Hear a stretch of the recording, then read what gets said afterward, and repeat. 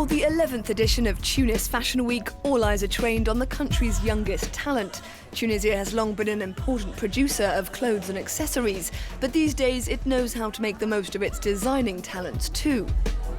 For proof, look no further than the show put on by fashion students at Monastir's Higher Institute of Fashion Trades.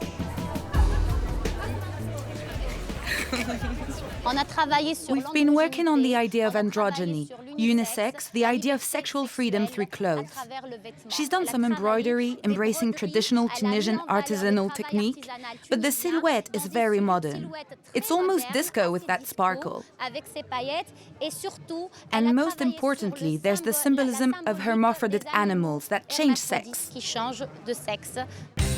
At the Higher Institute of Fashion Trades of Monastir, the focus isn't only on perfecting techniques and execution, it also teaches students to conceptualize clothes in a completely new way. You can see the contrast. It's very feminine towards the bottom and much more masculine higher up. And you've got those flowers climbing up to ease that transition. That contrast between male and female. It's almost like a new vision of Bob Marley, but very fresh and hippie-like, like traveling back in time. Fashion as a means of toying with gender norms. The headscarf is a key element of a Tunisian woman's wardrobe, and the denguerie is the traditional men's work outfit. The feminine sets against the masculine to say that women can really own it in Tunisian society. She can be a woman and she can also work, playing an active role in the world.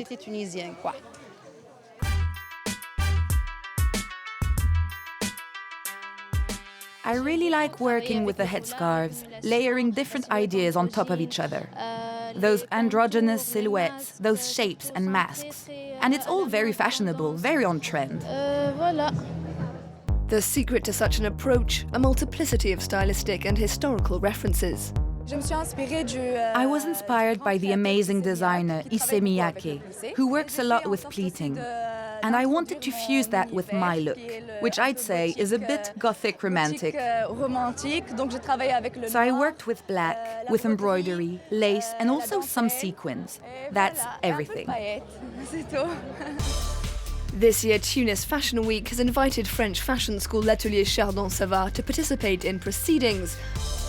Ambre Aumoitte has come up with a collection that pays homage to our supposed physical imperfections. You need to know how to live with them. You don't need to love them, but you need to know how to turn them into a strength, to show that something that you might find ugly or unacceptable can actually become something powerful and beautiful. Every body shape has its place in the world of fashion, in magazines, everywhere. Women want new icons, new people to represent them, people who look like them, like real women. Real women, and not necessarily the models you're likely to find in ad campaigns or on the average catwalk. A woman should be relaxed. A woman should contribute to society in whatever way she wants to. I want to promote a vision of women who pursue their dreams, women who innovate, who create, women who are ambitious and who are going to change the world. Chemists, researchers, doctors, athletes. Yes, I can't deny that I have more admiration for a female astronaut than a woman who spends her time applying foundation and eyeshadow. That's the truth. I won't say it isn't. After traveling the world and picking up an MBA from Columbia Business School in New York, Miriem Kebiri has returned to her native Tunis. She helps struggling businesses with financial restructuring. Recently, she's taken control of Atelier Lital, which produces leather goods for major European brands. What we really want to do is to create a finished product. We want to provide the materials ourselves, the technical know-how, and also the design. And today, that's exactly what we are doing. It's no small task. I'm very patriotic. I want to position our brands in a way that will also help the country move forward. I believe in positive discrimination to help advance the role of women. My objectives are closely linked to my values, and I always try to get there with a lot of humility. The Tunisian fashion industry is slowly getting used to working with young creative designers, some of whom are going so far as to launch their own labels. For me, there are no taboos. What I'm offering in my collection speaks of something that's very close to my heart.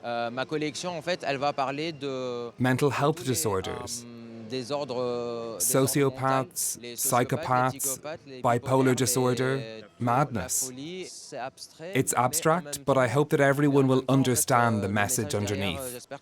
We'll see. Tunis Fashion Week is a place where ideas old and new come together to challenge boundaries, where young designers can express themselves without fear of being judged.